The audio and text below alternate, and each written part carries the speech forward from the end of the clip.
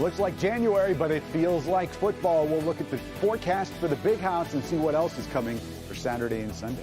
Carrie, Paul? Oh, hey, Ben, no worries. Hey, I want you to look at this guy behind me. He's not just eye candy. He is the real deal. Still working at 91. He'll give us his secret to success.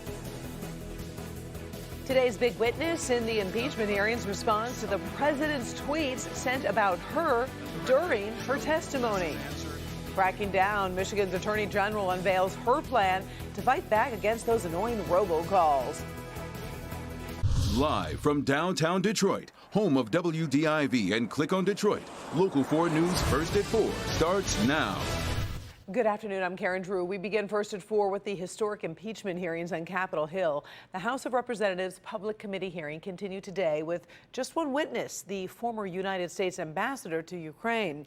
Devin Skillian, live in the newsroom with more on her testimony and other developments in the hearing. Devin. Been quite a day, Karen. Former Ambassador Marie Yovanovitch earlier testified at closed-door hearings. Much of her testimony is public, so there was not really that much new we expected coming from today, but what was new was what was coming from President Trump while the hearing was underway.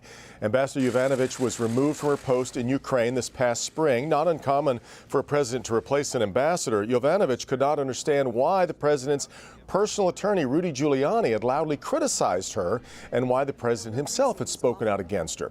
While Yovanovitch was testifying today, the president took to Twitter to level more criticism of her, and that prompted the committee chairman to claim the president was trying to intimidate Yovanovitch. And now the president in real time is attacking you. What effect do you think that has on other witnesses' willingness to come forward and expose wrongdoing? Well, it's very intimidating. It's designed to intimidate, is it not? I mean, I can't speak to what the president is trying to do, but I think the effect is to be intimidating. President Trump responding this afternoon saying his Twitter comments were not intimidation. I have the right to speak. I have freedom of speech, just as other people do. But they've taken away the Republicans' rights. And I watched today as certain very talented people wanted to ask questions, and they weren't even allowed to ask questions. Republicans, they weren't allowed to ask questions. It's a very sad thing. Former Ambassador Yovanovitch says she saw no evidence while in her post that Ukraine tried to interfere in the 2016 American presidential election. President Trump has claimed that it did. But you'll see a wrap-up of today's hearing coming up on NBC Nightly News right after our newscast at 6 o'clock. You'll see that here at 6:30. Karen, back to you. All right, thank you, Devin. Detroit police made a gruesome discovery of a body actually stuffed in the trunk of a car today. Sky 4 over the scene in the area of 8 Mile and Greenfield on the city's west side. We're told a man's body was found in the trunk wrapped up in a blanket. That car had no license plate and was parked in a driveway between two homes. We're told the victim is in his 60s and the death is under investigation. Kwame Kilpatrick's latest appeal to get out of federal prison is denied. The former Detroit mayor appealed to the circuit court with multiple claims about his 2013 conviction on multiple charges. Kwame claimed there were problems with the jury instruction. His lawyer had a conflict of interest and his sentence was incorrectly calculated. Court didn't agree with any of Kilpatrick's claims.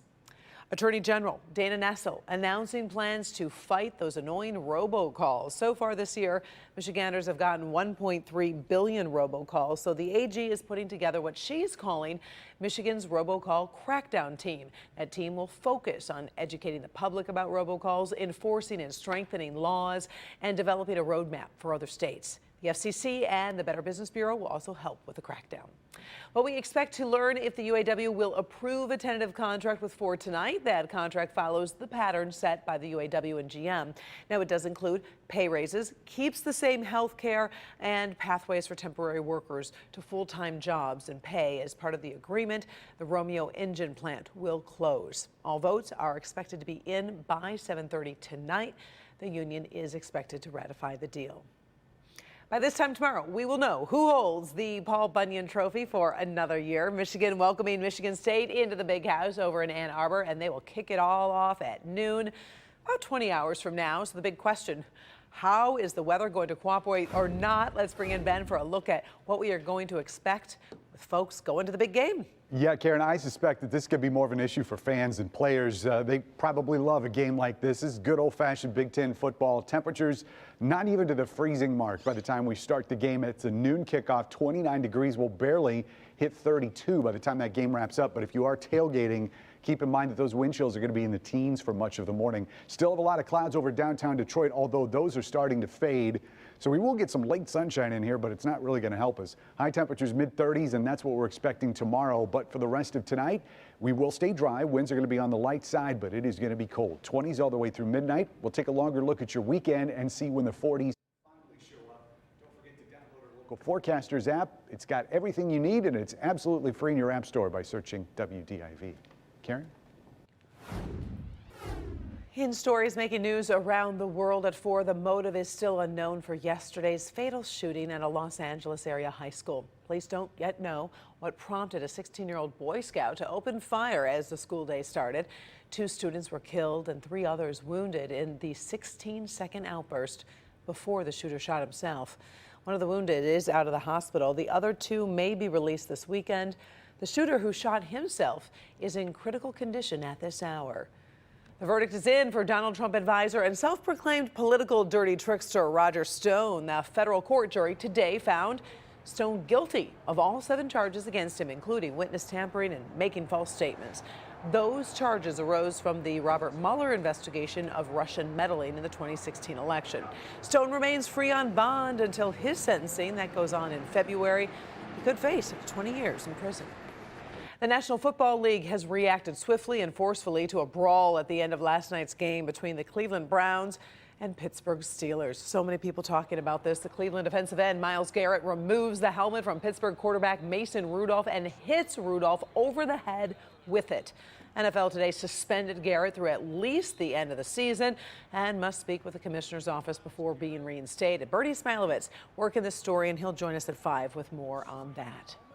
Happy holidays to all those hunters out there. Firearm deer hunting season officially underway. Key changes, though, this year include new rules on deer baiting and feeding and new antler point restrictions. Also, drivers beware as the deer may get spooked by gunshots and then run into traffic. We did post more information on this year's hunting season at clickondetroit.com. All you need to do is head to the features page through that top navigation bar on our homepage. We all want to stay sharp, of course, as we age, and inside a family business in Pontiac, there is a perfect example of that. If you happen to Google McNabb Saw Service, you are going to find glowing 5-star reviews, one of them claiming the owner is the best in the business. Not too shabby for a 91-year-old. Paula Tutman got the chance to spend some time with Eugene McNabb today. And Paula, we are talking manual labor here at 91 years old. I think you would call it manual labor of love. And in fact, Mr. McNabb really does believe that is what keeps him so very, very young. His name?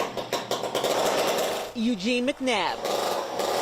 Same as a building. He says this operation is the longest selling and oldest exclusive steel dealer in the state. Well, my dad started this in '53. At 91 years old, I'd been in and out all my life right here. he still stands by his product That's the only thing I sell is steel. and the name on the building in Pontiac. I was here when they built the building. McNabb Saw Service.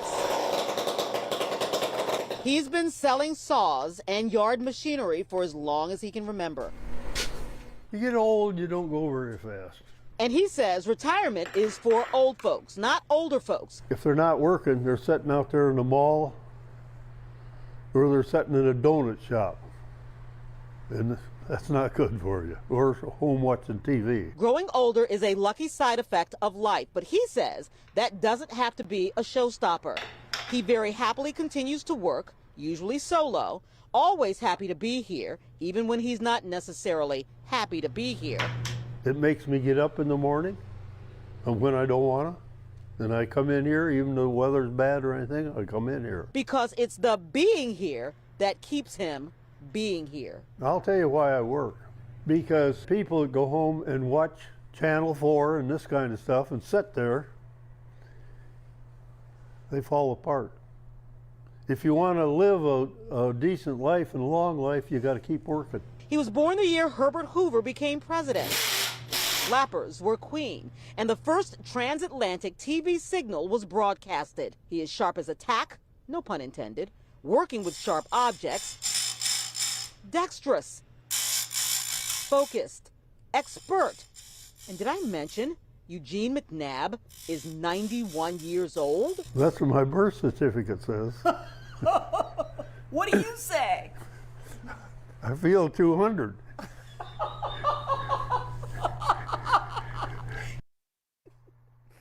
No, he doesn't. He's just kidding about that. I mean, this guy is as young as they come. Listen, part of the charm of being here is he says he meets absolutely incredible people.